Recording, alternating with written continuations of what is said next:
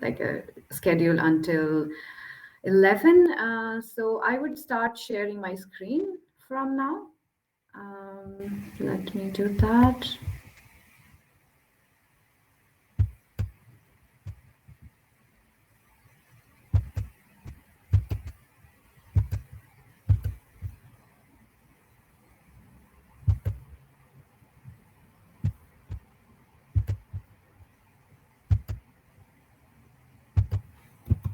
So I hope you can see my full screen of presentation.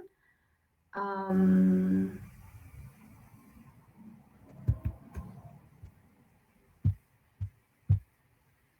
okay, perfect. I saw we can. So yeah, I will start again. Thanks. Okay, so let's start our morning with some insect food. Yeah, maybe that for breakfast.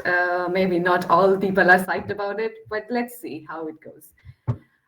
So my name is Shikha Ojha, and I work in Leibniz Institute of Agricultural Engineering and Bioeconomy, which is in Potsdam in Germany.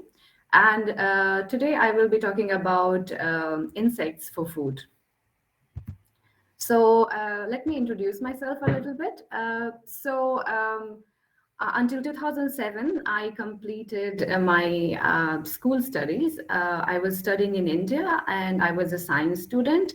I studied mathematics, physics, chemistry, biology, and those were my majors in my school time.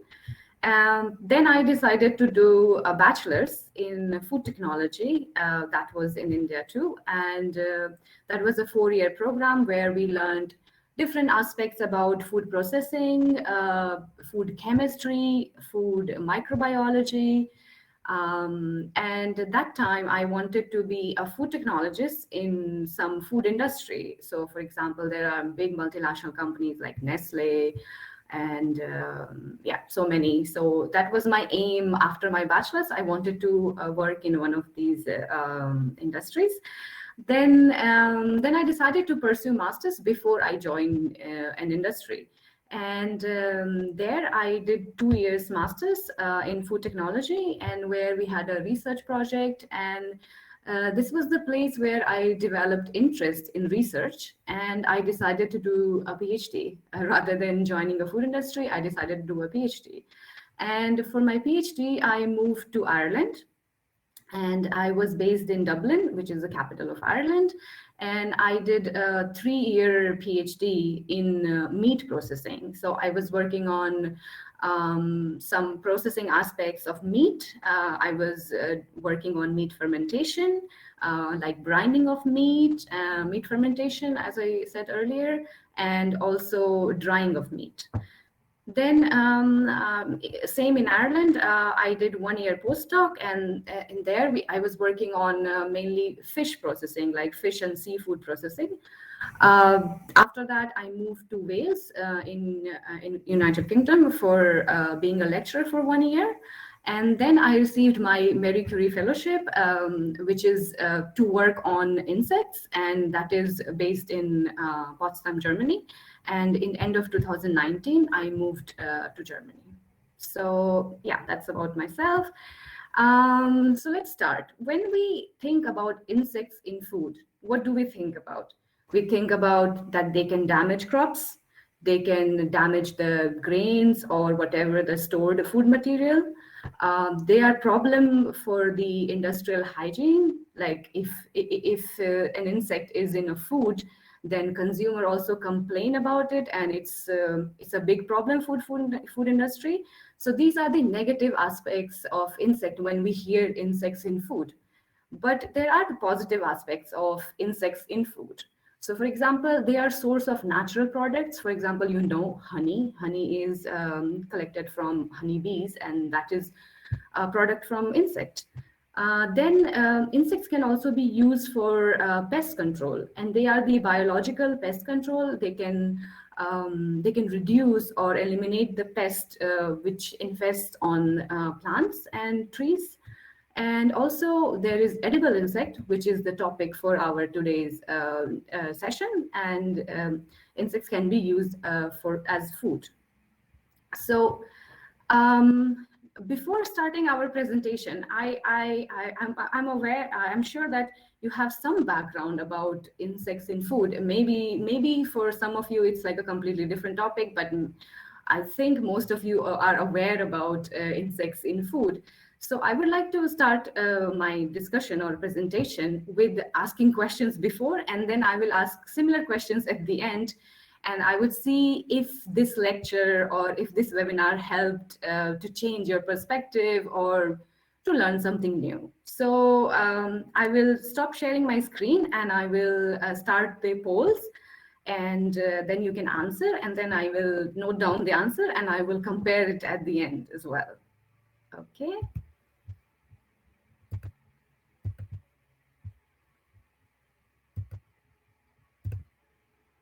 Okay, so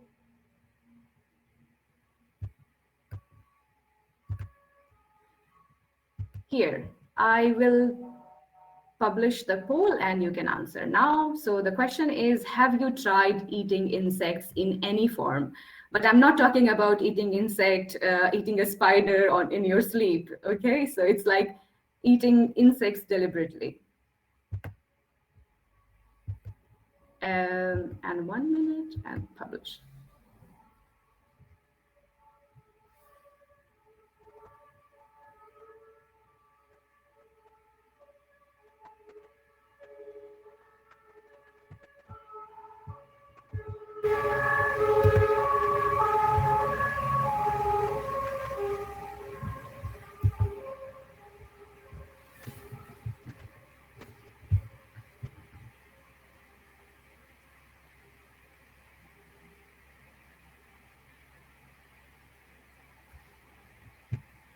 Okay, so I see no as the 80% of people answered no and 20 yes. So yeah, that's a good start.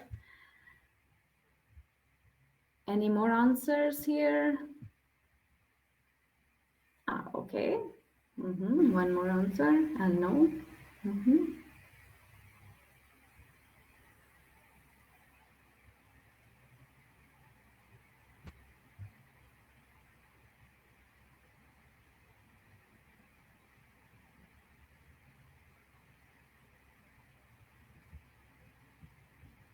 Okay, so I will say the final result is 88% no and 13% yes. So, okay.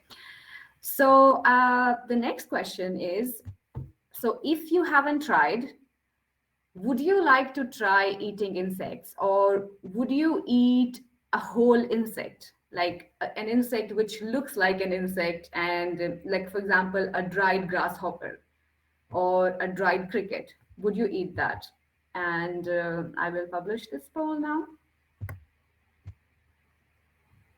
And I will give 1 minute and publish.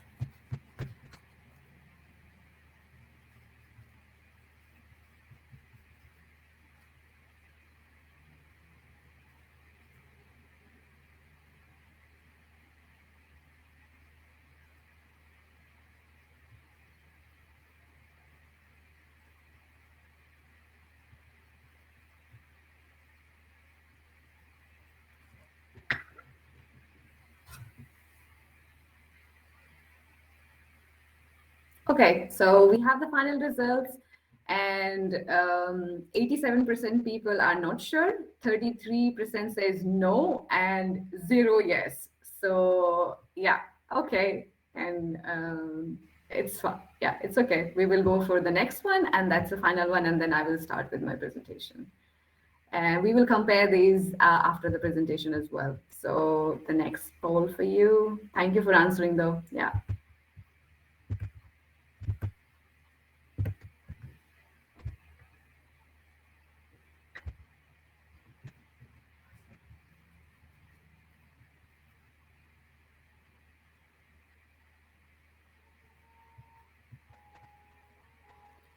Yeah, so the question is, would you try eating or eat a product containing edible insects? So what I'm talking about here is an insect in form of a protein bar or form of pasta where you don't see the insect, but when you read the ingredient, then you know that it's insect, but they are not visible.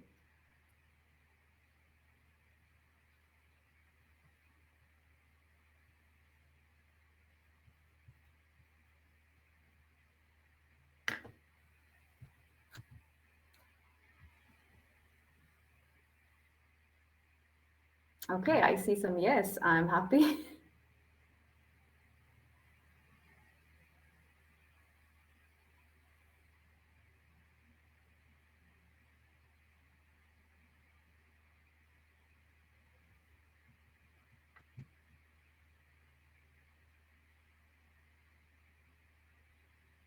Okay, so the final result on not many people did the poll, but yeah, we have the answer.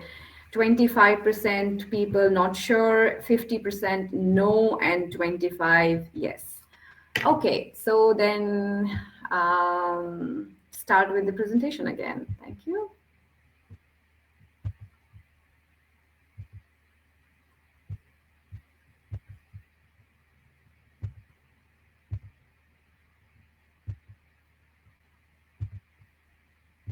Okay, so we answered the polls, and next is I know many of you said that you can't eat insect or you haven't tried insect, but let me tell you that insect is consumed worldwide and they are consumed by 2 billion people.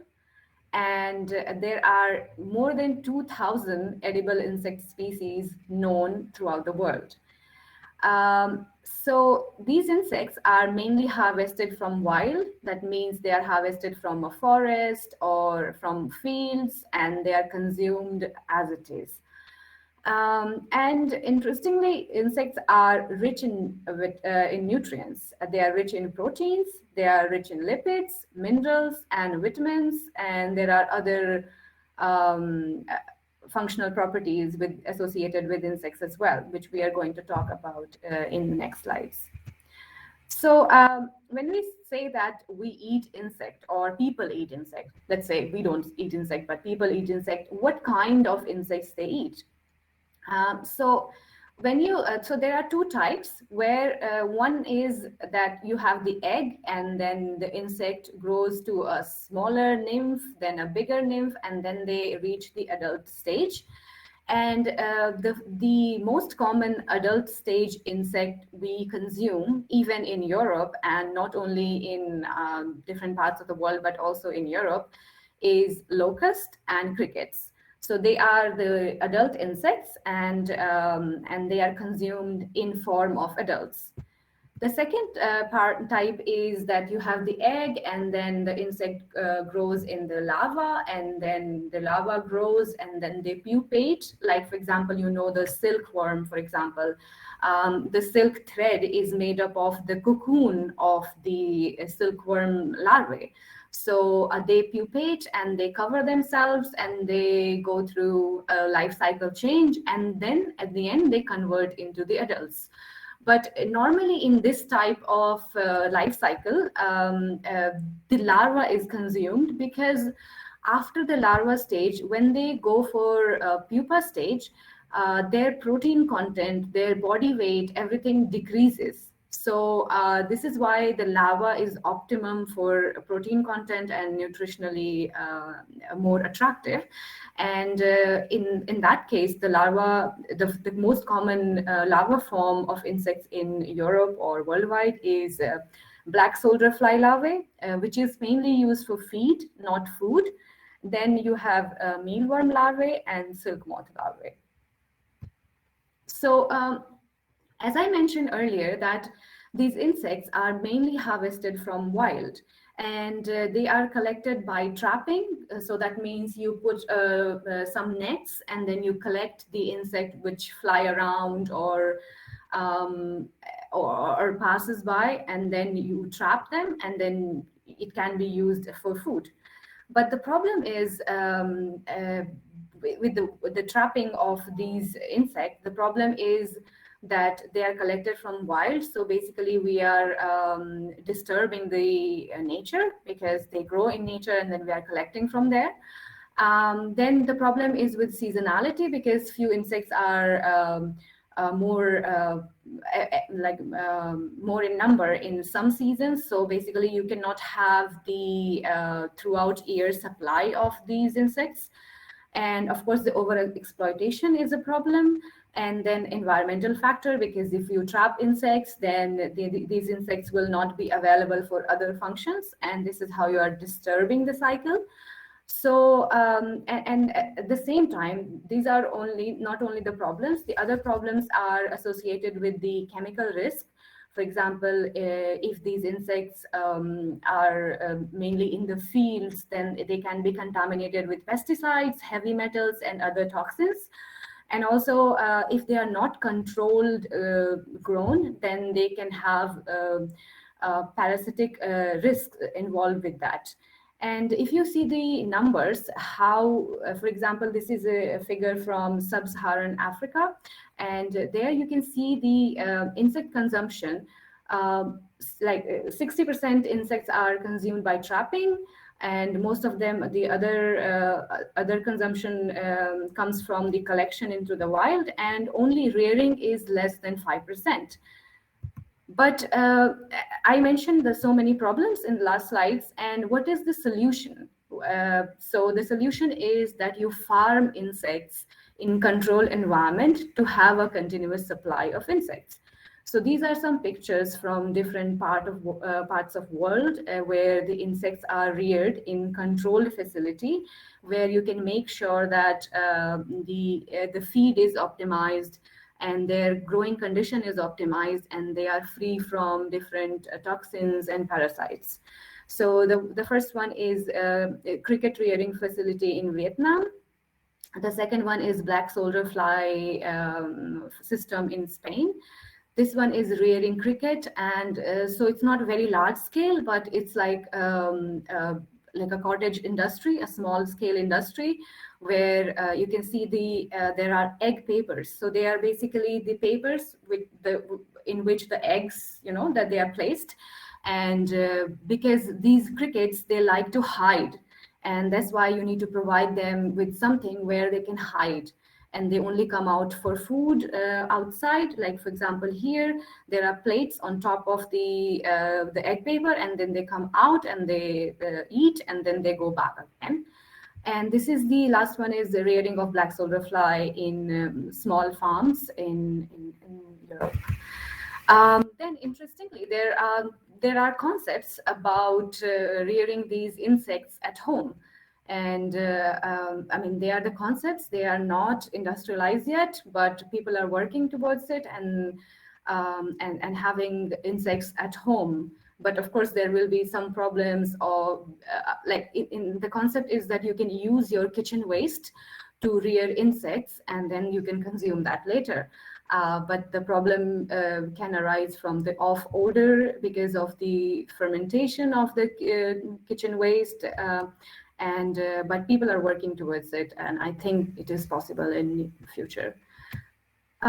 So as I talk about that, the solution of the demand of insect, because the demand is increasing, demand for, especially for food as a food ingredient, and also as feed is increasing day by day. Like there are many insect companies which are growing in Europe as well, and the demand is really high. But how can you justify the growth of this insect industry compared to other livestock industry?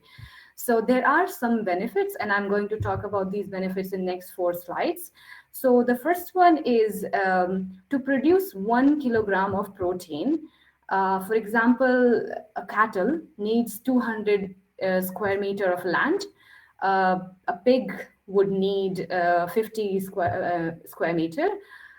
Chicken would require 45 square meter, but to produce 1 kilogram of protein from crickets, for example, because there are other insects, but I'm giving example from crickets, they would only require 15 square meter, which is 10 to 15 times less space than other protein sources. The next benefit is about the feed conversion ratio, which means how much feed you give to the organism, like, and how much you receive at the end. So, for example, if you give for so the numbers are for 1 kilogram of live weight of insects or chicken meat or pork meat or beef meat. So we can say that, for example, 1 kilogram of beef requires 25 kilogram of feed, because they have longer life cycle as well. So at the same time, the pork meat would require 9 kilogram, a chicken would require 4 kilogram, but a cricket will require only 2 kilogram of feed to produce 1 kilogram of live weight of insect. And moving ahead, the water requirement is also a big problem for livestock farming. So, for example, I'm sorry, it was moving fast. So, for 1 kilogram of live weight for cattle, you require 22. Yeah, it's auto. But yeah, so but because compared to other livestock species, crickets need much less water because their life cycle is short, and then their feed conversion ratio is also very high. So you don't need much water to grow crickets.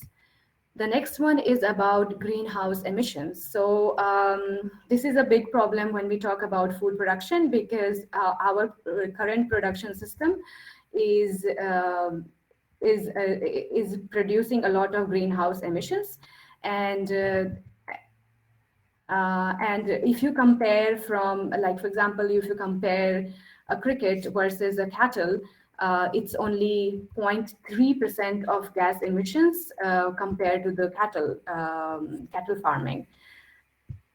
And this is one graph where I talked about cricket before, but now this is a summarized overview of mealworm, which is an approved insect for food in Europe, in European Union. So and then this study compared different aspects of a mealworm versus other protein. So, for example, energy, protein, fat, saturated fat, water footprint, and global warming potential. That means the environmental impact. So, as you can see, the global warming potential, the cattle has the most, and followed by pig production, then poultry production, and the least is mealworm production. And it's the same value for land use and an ecological effect as well. But the problem is, as I said, that it looks simple to rear insect if you have some facility, but there are many considerations which you need to consider while you rear insect, because they are live organisms, and there is a huge risk of microbiological contamination with pathogens, with microbial spores. So this is a big problem, and of course, scientists and industries are working together to improve and to improve the systems and tackle this challenge. At the same time, you have the problem of toxins, because if there is some stress in the rearing facility, most of these insects, they produce some toxins as a defense mechanism, and then that can be a problem if you consume these toxic compounds. The other problem is with heavy metals and pesticides, because if then that means that we need to advocate more and more organic farming, even for insects. The other problem is allergenic potential, because some insects are innate they have innate allergic compounds, for example, tropomycin, but also is a compound called chitin, which is the outer layer that is present in the wings of some adult crickets, for example, and the exoskeleton of larvae as well, and that can have allergenic potential. And the other aspect is environmental aspect, but as I showed you in the past slides, that it is better than the other livestock and other protein sources, but can it be improved even further? And that has to be considered. And I think the people who are working in the research area about edible insects, they are focusing on these aspects. Then the other aspect is about how, as I mentioned earlier, that if you rear them in a controlled environment and you know what feed you are giving and what kind of environment you are providing, then in that case you can control the safety of the reared insect. And even if you have some microbial contamination, further processing can also help in reducing these. So when I say processing, I mean you need to process insects in some form so that they are edible. So these are some pictures giving you examples of some sort of processing for insects. So processing is required for ensuring the microbial safety, because you process everything, like you process all other food material. In the same way, you need to process insects to ensure microbial safety. The nutritional quality can also be improved, because with processing you can eliminate the allergenic potential, and that's how you can improve the nutritional quality of insects. You can increase the palatability, because if the insect is too hard and then you boil it, for example, then you can improve the palatability of the insect. And also as many of you said, that you will not eat a whole insect, but if you process it in a powder, like a protein powder, and then make granola or some other bars, then maybe the consumers will be attracted to eat insects. And this is how the processing can increase the palatability of insect products. The other one is shelf life, of course, because when you have insect and you don't process it, they have microorganisms, and if you don't do anything, they will grow further, and then it will contaminate the product, and it will not be edible anymore. So the processing can happen at household level or industrial scale. So household level, it means that you have some live insects and then you process at home, or they are processed industrially and then you get the products out of it. So the traditional cooking techniques, which are used in the countries where they already consume insect and they have a long history of consuming insect, they use steaming of insect. They roast the insect. They can smoke the insect. Insects can also be fried, stewed, and curing can also be used to make it more palatable.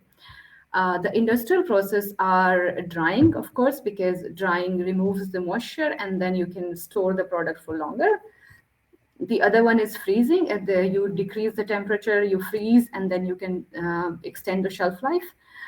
Then the other one is blanching, which is like steaming, and then in that you just put the insect in boiling water, and then you can ensure the microbial safety of insects. Then other one is separating the components of insects. So as I mentioned earlier, they are rich in protein, fat, and vitamins and minerals. So you can separate the fat and protein. You can make insect oil, and this oil is rich in essential fatty acid, and that can be used as an ingredient for other preparations. And the protein powder, if you extract protein powder, that can also be used for other product formulations. The other type of industrial processing is fermentation. and milling, which is like grinding the insect in smaller forms, which can be used further for product preparation. And there are some innovative technologies, which is my project, and I will show you some of my work, what I do. They're called innovative technologies because they are not yet used in industries, but we are experimenting so that we can improve the quality of insect product, and maybe in future industries will adapt these technologies. So when I say that about innovative processing of insect, I will give you an example of ultrasonic assisted extraction of protein from crickets. I know it sounds really a little bit complicated, that what is ultrasound and everything, but I just want to give you an example what my day-to-day life looks like in the lab. So let's say this ultrasonic system is uh, we use this system to improve the extraction yield, reduce the extraction time, and also because if you are extracting these molecules, you use a lot of chemicals to extract, and then but with this technology, you can eliminate or reduce the chemical solvent. And also you can with ultrasound you can improve the functional property. That means solubility of, for example, the solubility of these proteins. So that means that if you have protein extracted from ultrasound, they will be more soluble, and then it can be used for other preparations, for example, smoothies or some protein drinks. And I will show you. Uh-huh. This particular study showed. Yeah, so this is my lab life a little bit, which I cannot show right now. This particular study, frozen cricket. This particular study, frozen crickets are being used, but we work with fresh and dried insects as well. This is just a part of one video which I trimmed so it might not look perfect, but this is how we extract proteins from crickets, for example. As mentioned earlier, we are trying to reduce the usage of chemicals in our extraction processes. Therefore, we are using water as a medium of extraction. Water is added to the frozen whole insects, followed by blending it for 5 seconds.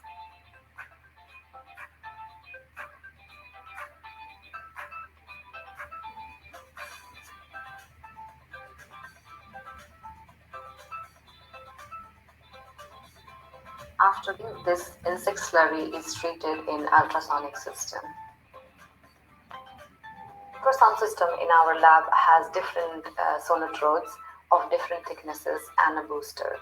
The selection of processing conditions, including which sonotrode to be used, the power selection, the amplitude levels, and the time duration, depends on the nature and quantity of material to be processed.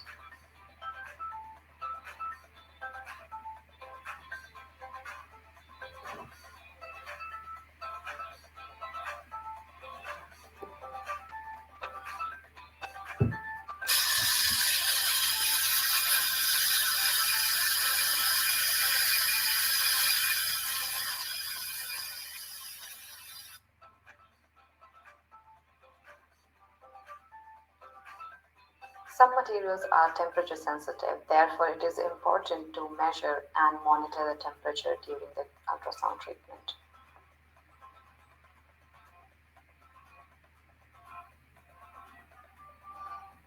To compare with ultrasonic treatment, the control treatment was extraction on a magnetic stirrer at 700 rpm. Time is optimized by measuring protein content at regular intervals of time.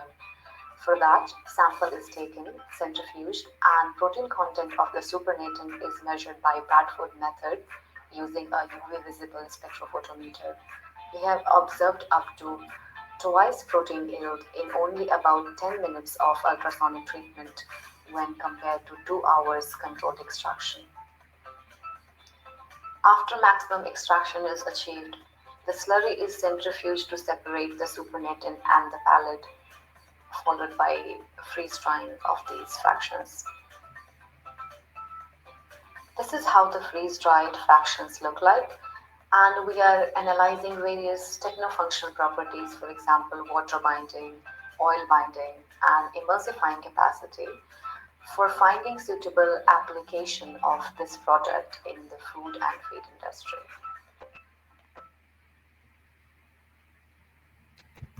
Okay, so that is my lab life. And yeah, moving on, these are some commercial insect-based products which are available in different parts of the world. So you can see they are some dried insects, and they are some here you can see some granola made out of it, and there are some like meatballs. There are the balls, and then you have flour of insect which can be used for bread making, for example. And then it can also, there is one picture about the feed as well. And yeah, these are the products which are available in the market. And on that note, I would like to thank everyone for listening, and I would like to ask the questions, like related questions, which I asked before. And I would like to see if your opinion has changed about insects. So let's do the poll. I will stop sharing my screen now.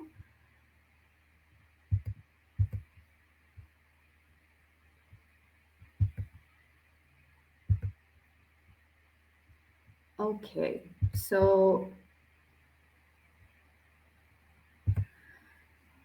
the next question would be, after watching the presentation and knowing about insects as food in all over the world, and what are their impacts on environment, and also comparing them with different other protein sources, I would like you to answer, would you try eating or eat a whole insect now?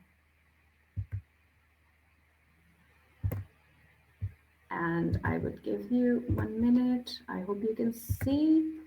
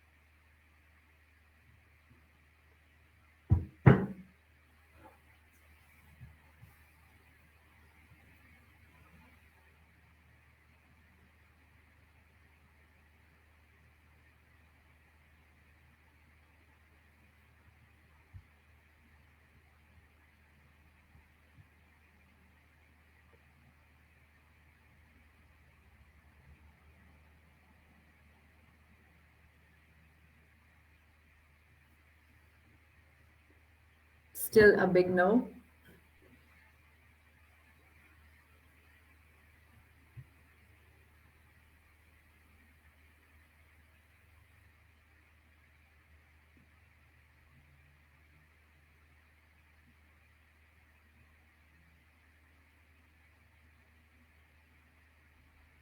Okay, so the final results are 63% no, 25% yes, and 13 still not sure. Okay, so the next question would be, would you try eating or eat a product containing edible insects? So as I showed you, there are different products in the market in form of protein bars or protein powder, or like different products out of it, or burger, because I've seen them in market as well. So would you eat that? Let me see.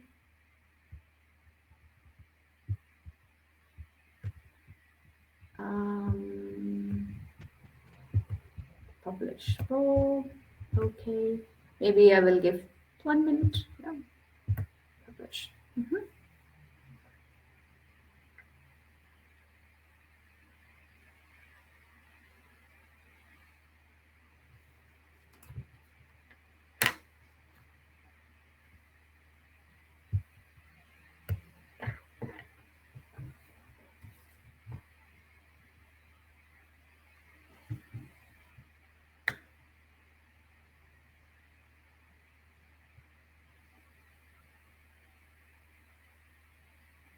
Okay.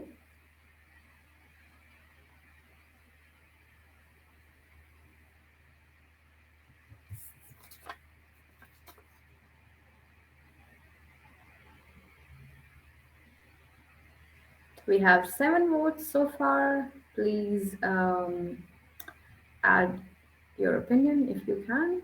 That would be nice.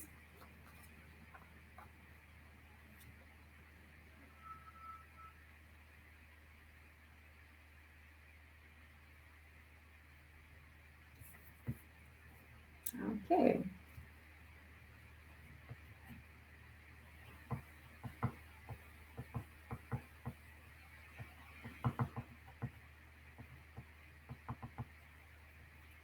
Okay, so we have the final answer, and I'm happy that the no has changed because before it was 50% no, but it's 9% no, and 45% people say still not sure. So maybe you need to watch more lectures and videos about this. And then 45% people said yes. So that's good that you are eager to try. And the last question is, what would be your main motivation behind trying or eating insect or insect-based product? So I have given some options, but of course there can be other options. I have said others, and then it would be nice if you can put them in the chat, and then in that way I can also learn what are the other motivation behind eating insect, or in principle, not today, but maybe someday. What could be your motivation? Here, I'll give 2 minutes because it's 4 options, and publish.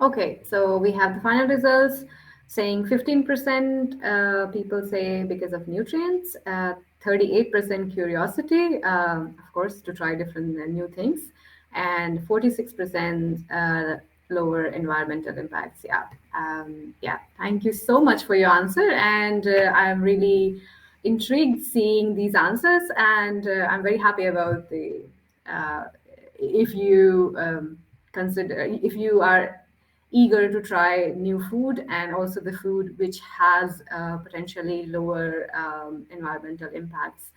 And now that's it from my side. And I would like to answer some questions if you have any.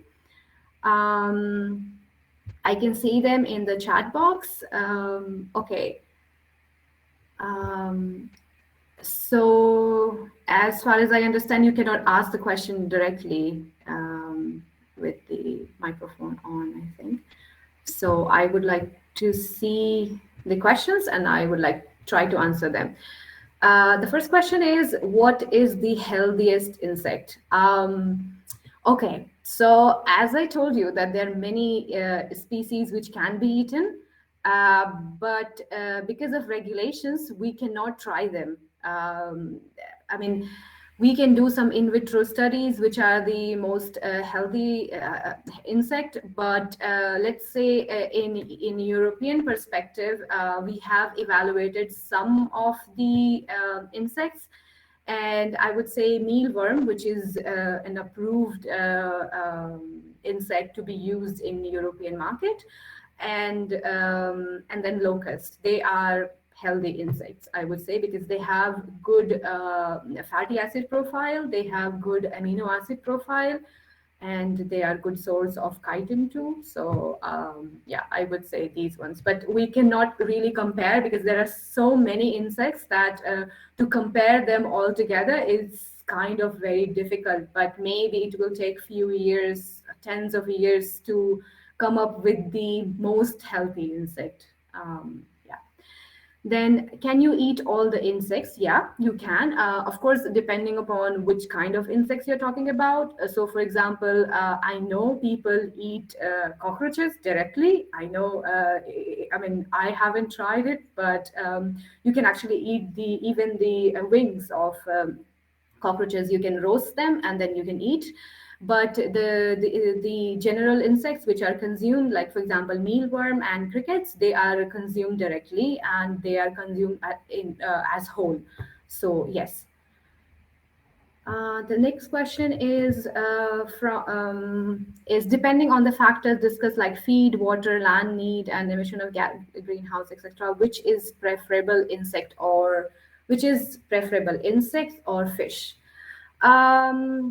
Okay, so there are few studies which directly compared insects and fish, but of course, insects is a like very generic term. So, for example, I mentioned black soldier fly larvae, and they can grow on organic waste. So, if you compare black soldier fly larvae with fish, then you can definitely say that insect is better because they are growing on the residual, which is like organic waste. At the same time, the other insects can also grow on agro food waste, for example, like the leftovers from some food processing companies, and then insects can grow on them. So of course, it has an added benefit when compared to fish. So there are some studies on that, and they have reported that insects are better in compared to fish as well. Thanks. There is a question which I can't understand. It's in some other language. I'm sorry. Okay, maybe you can type in English, please. And the next question is, how many times will it take to apply these techniques in our ordinary life? Okay, so you're talking about the like insect rearing, or are you talking about the technologies which I discussed, like for example, ultrasound? Um, uh,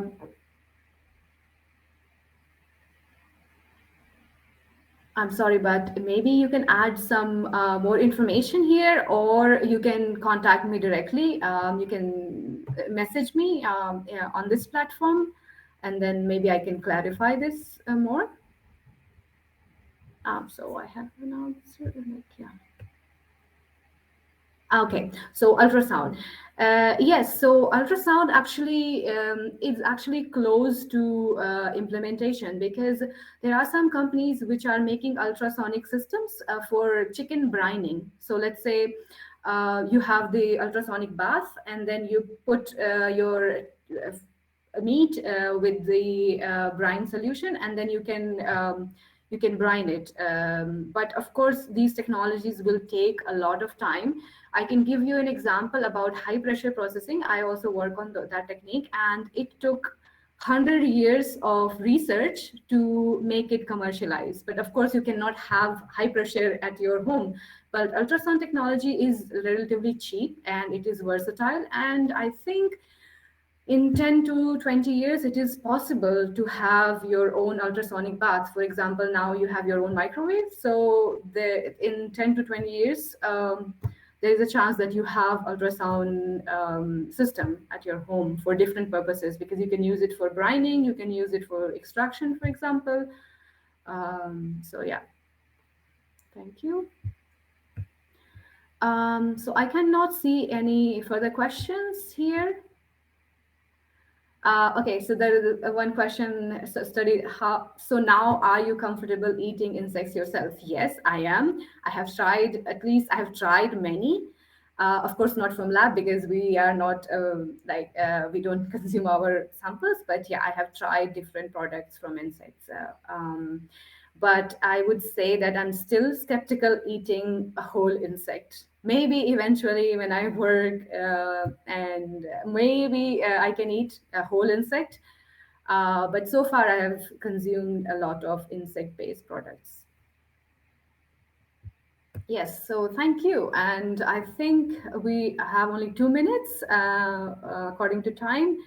And if there are no further questions, I would like to thank everyone for joining, and for answering the polls as well, and and for your discussion with me. And please feel free to contact me at any point for any other clarification, or for collaboration, or anything really. So yeah, have a nice day, everyone, and thank you to the organizer for this event. And yeah, have a nice day to everyone. Thank you.